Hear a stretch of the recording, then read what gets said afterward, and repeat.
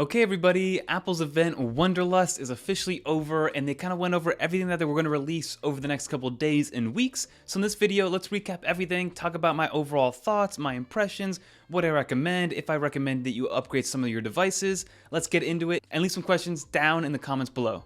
Let's get into it.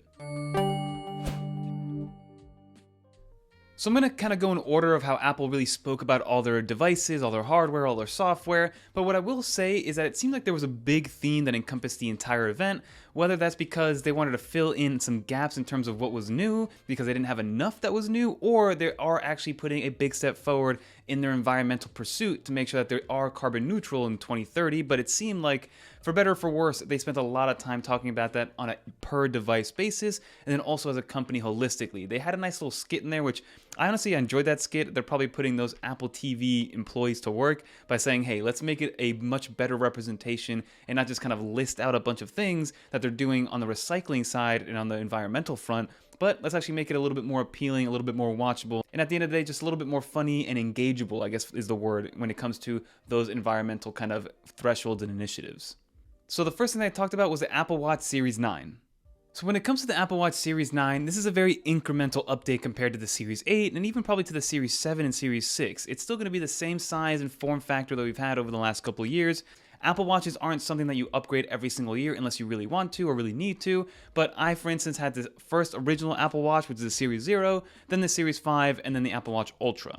But with the Series 9, they did update the actual internals. They're giving us the S9 chip, which does a little bit more power, a little bit more efficiency, and just overall, it's going to be a little bit more future-proof moving forward, and it will get more of those Apple Watch 10 and moving forward updates when it comes to watchOS. And then another thing that's kind of iffy with this Series 9 is that we don't really know how much of it is an actual hardware kind of upgrade or something that can be just upgraded via software for older Apple Watches like the Apple Watch Series 8, Series 7, and even the original Apple Watch Ultra. Because as of right now, when we're seeing exactly what Apple's doing is the Series 9 it just has a much brighter screen, so their peak brightness is going to be 2000 nits, which is an upgrade from the year before. But then everything after that seems to be very software based. They did show off a new gesture protocol, which allows you to kind of hang up a phone call or pause and play music by using your fingers to tap and kind of learn those gestures based on accelerometers. They did mention that it is using the S9 chip kind of efficiency to get that done and the power to get that done, but I have two things to say about that. First off, I think Apple is kind of teaching the consumer the behavior of interacting with the Vision Pro early on, because they don't want consumers to buy a $3,500 machine or $3,500 Vision Pro headset and then not really understand what to do with their hands and how to navigate it via these kind of point and click kind of controls that you will be doing with the Vision Pro. So Apple thought to themselves, let's start to teach people how to do this early on with something that's more accessible like the Apple Watch, and bringing that over to kind of teach people early on to not be confused when they actually get their Vision Pro. But secondly, when it comes to these gesture-based controls, I've seen over the last couple of years that some of this is actually possible already through your accessibility settings. So we'll probably have a whole video explaining that moving forward, but just know that if you go into your accessibility settings, you can actually set up gesture-based controls on your Apple Watch using the same accelerometer and using the same engine inside of your Apple Watch, whether it is the Series 9 or the 8 or the 7 or an Apple Watch Ultra. Accessibility settings allow you to do that already to an extent. We don't know if it's a one-to-one situation, but just know that even though Apple might have mentioned that it is a hardware-based upgrade for the S9 on the Series 9, I think you can actually do a lot of that stuff through the accessibility settings on any of your Apple Watches. They also showed off a new kind of Find My feature with the Apple Watch and the iPhone, so I'm a big user of that kind of Find Your Apple Watch where you swipe up and you press it to make your iPhone make a sound, but now you actually get that same kind of animation and UI that you do when you're using Find My to find your AirPods Pro Gen 2 or to use something that already has an AirTag in it, so kind of those precision navigation features to find your iPhone, which is a welcome feature. But again, I don't know if it's a hardware-specific feature or if that can be done with software on other Apple Watches. They talked about some more advanced fitness tracking features for cyclists and for runners. They also talked about a little bit better HomePod integration, which is always great to see, but again, that's all software-based. And that is pretty much all we got. It did come in a bunch of new colors. There is that new kind of rosy pink color that came out. You have the product red color and then everything in between. And then you also have your new higher-end stainless steel colors, which I'll kind of show on the screen right now. But overall, a very minimal upgrade. And again, I'm not sure what is an actual hardware difference versus a software difference, which we will get with watchOS 10. And when it comes to Apple Watch Ultra 2, it's kind of the same story as the Series 9. We did get a brighter display, so now we get to 3000 nits of brightness. So you should be able to see this Apple Watch Ultra in any sort of conditions, whether it's the hottest Arizona kind of desert day, or again, one of the colder, darkest nights that we've ever seen. So you'll be able to see this Apple Watch in any lighting situation, which with my Apple Watch right here, I haven't had an issue seeing it in any kind of weather situation, but hey, I'll take the extra brightness where it is found and when it's needed. But it's getting a lot of the same features the Series 9 got, right? So it's got that Find My feature to find your iPhone. It does have the new S9 chip in there for better power and efficiency and performance boosting. You do get a new brighter flashlight if you guys use the flashlight app on your Apple Watch Ultra. You do get a little bit of a battery boost, so it still has the same 36 hours of battery life on a regular kind of charge. But I believe last year's Apple Watch, so the Apple Watch Ultra 1, the low battery mode gave you 60 hours, and I believe this one gives you 72 hours. Correct me if I'm wrong in the comments below, please, but I do believe low power mode gets you an extra 12 hours of battery life overall. And of course, you are getting those gesture-based controls that Apple did tout with the Series 9.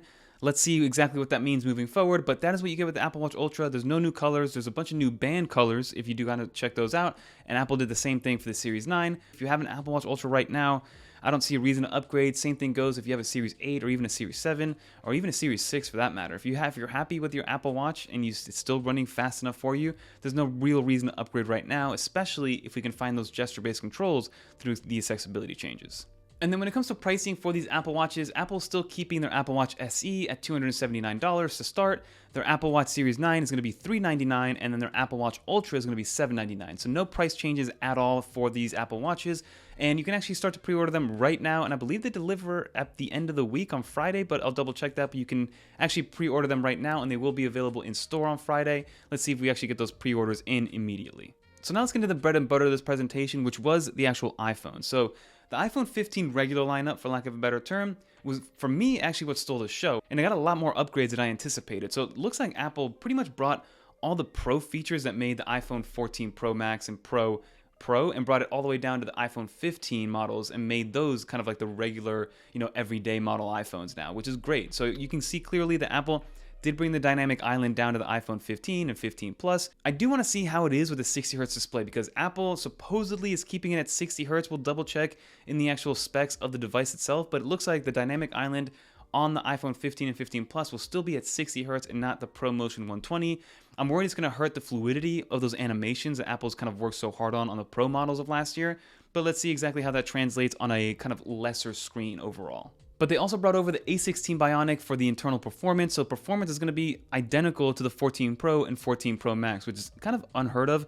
I really thought Apple was going to wait a little while longer before bringing Dynamic Island and bringing some of these other features, because they also brought over the 48 megapixel main shooter to the iPhone 15 and 15 Plus, which is, again, amazing. They went from a 12 megapixel to now the 48 megapixel camera. So that does give you now technically 3 focal lengths, even though it is just 2 sensors. You're going to have your ultra wide, you're going to have your 1x, and then you're going to have your 2x. And your 2x is just going to be a cropped middle image of that 48 megapixel camera, so it's going to be a 12 megapixel shot.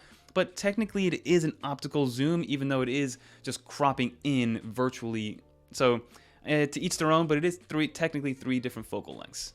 And then, of course, Apple's bringing USB-C to all iPhones. Now, the iPhone 15 lineup does get the regular USB-C, and I believe it's at 2.0 speeds, so it's not going to be the fastest transfer speeds. You're not going to get that 10 gigs of speed, which the Pros do get, which we'll touch on in a little bit, but USB-C nonetheless, which will help out when it comes to connectivity, charging, and being able to charge your AirPods as well. So if the AirPods Pro Gen 2 will now come with a USB-C case, and technically you can plug in a USB-C cable to your iPhone to then charge your AirPods Pro if you are in a pickle, which is always great to have. So another kind of new thing that Apple's gonna have to deal with, USB-C. Some other things to take note of with the iPhone 15 is that now the screen is much brighter. We do get to about 2,000 nits of brightness on the 15 and 15 Plus.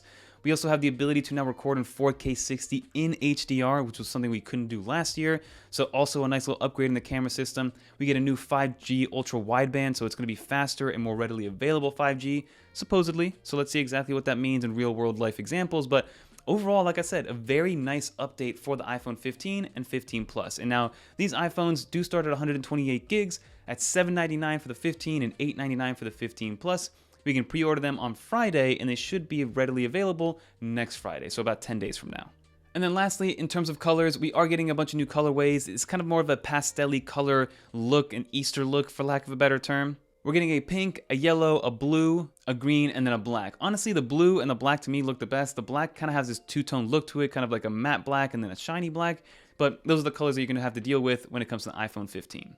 And now let's get into this iPhone 15 Pro and 15 Pro Max, because this is the one that I was personally waiting for the most. So now the iPhone 15 Pro and Pro Max are going to be pretty much the same overall, but there's going to be one main difference. It's going to be their third camera. The iPhone 15 Pro Max is going to have their 5x. It's technically a periscope lens, but they didn't call it that. But it's a 5x telephoto lens, and the iPhone 15 Pro does not have that. It's going to have the regular 3x telephoto lens. But outside of that, they're going to be exactly the same. So these new ones have an A17 Pro chip, which is a new 3nm process. So 19 billion transistors. Basically what it means is performance is going to be better overall, but probably 20 to 40% better performance in terms of CPU and GPU.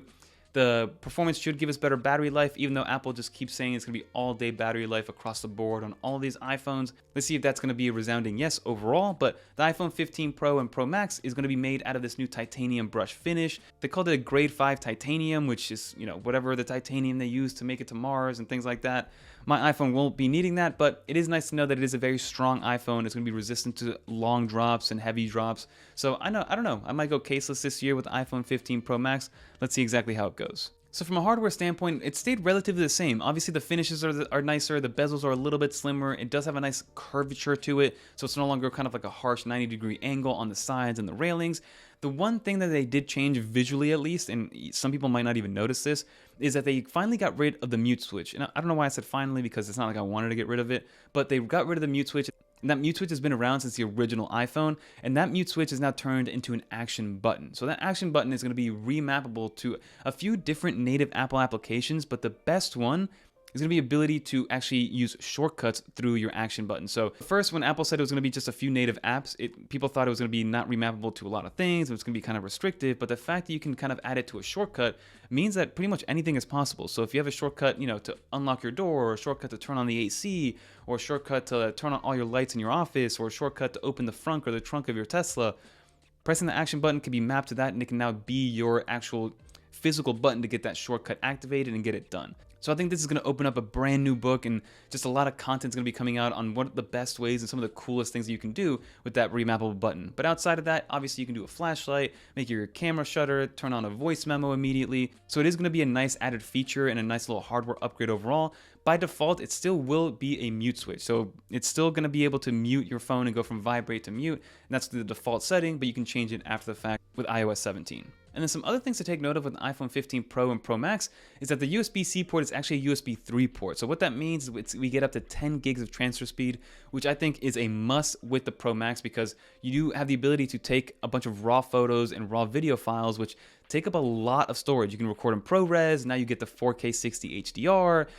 Those raw photos using the 48 megapixel camera take up a lot of storage and take it up quickly. Being able to plug in a USB-C cable from your iPhone, maybe to your iPad, and then transferring everything to your iPad very quickly is going to be very nice, and it's going to be an upgrade to people like myself who use AirDrop to transfer those types of videos. And then one thing that they also showed with the camera setup is that now you're able to take spatial video, which is going to be very interesting. Again, this is going to have to do with the Vision Pro, and spatial video is supposed to be this lifelike, almost 3D rendering type of video, kind of a portrait mode where you see there's a big depth effect, so you can kind of relive moments technically, and the Vision Pro is going to have that same capability and that same feature, but now being able to record it on your iPhone 15 Pro and Pro Max and then view it on your Vision Pro should be a cool kind of idea in transition. I'm excited to see what the Vision Pro is going to feel like and look like and actually be like, but that's something that we're not going to be able to really test until we actually get our hands on a Vision Pro later next year.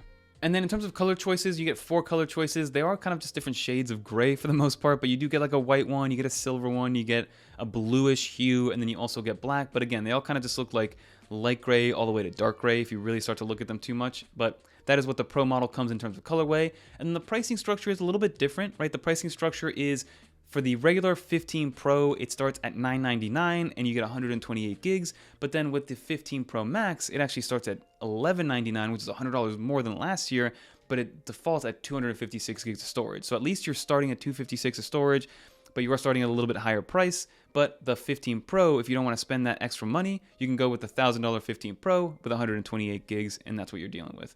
And same thing for these. These are going to be ready for pre-order on Friday, and they'll be available next Friday for purchasing in store, or hopefully when we get them in the studio. That is pretty much going to do it for this video, everybody. Like you saw, nothing too crazy, nothing too standouty. We got a lot of these rumors already. We kind of knew what to expect. Series 9, Apple Watch Ultra 2, very small updates, if any at all. I do not recommend upgrading them if you already have an Apple Watch Ultra or a Series 8, unless you really want to get the Series 9 for, I don't know, the better brightness and maybe the gesture controls. Who knows if that's, again, if that's a hardware or software limitation. I think the story here is the iPhone 15 lineup, not the 15 Pro and Pro Max, even though those are great and very cool. There's a lot of features that you get for your money with the 15 and the 15 Plus. So if you're just walking into your carrier store and you want the latest and greatest, you're going to get pretty much 99% of the experience that you're going to get with the Pro and Pro Max, and that could not be said with last year's lineup of iPhone 14 versus 14 Pro. But let me know in the comment down below if you're going to get any of these. Are you upgrading your current iPhone or Apple Watch? If you are upgrading, what are you upgrading from? So I'm going to be going from a 13 Pro Max to a 15 Pro Max, so let's see if that upgrade is going to be worth the money itself. But like I said, leave a comment down below. If you made it to the end, leave a little dolphin as well in the comments down below. But that's going to do it for this video. Stay subscribed. We got a lot of content coming out about this stuff. But if you guys want to watch more iOS, iPadOS, or macOS videos, click on one of these right here. And until next time, I'm Fernando. I'm out of here, everybody. Peace.